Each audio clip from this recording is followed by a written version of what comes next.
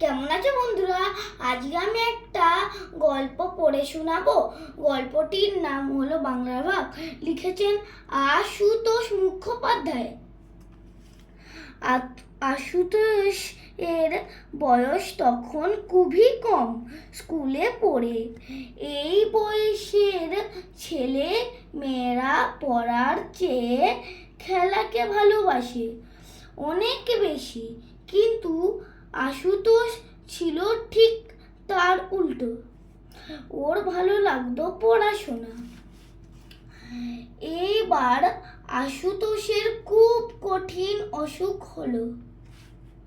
চিকিৎসা হলো, অসুখ সারালো বটে, কিন্তু ডাক্তার বললেন ওর এখন কিছুদিন বিশ্রাম প্রয়োজন।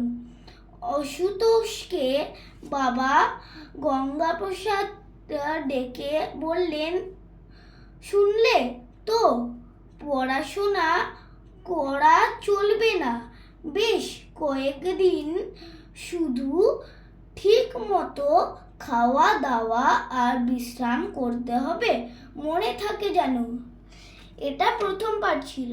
পরে ভিডিওতে আমরা পরের পার্ট করব। Thanks for watching. Please like, share and subscribe.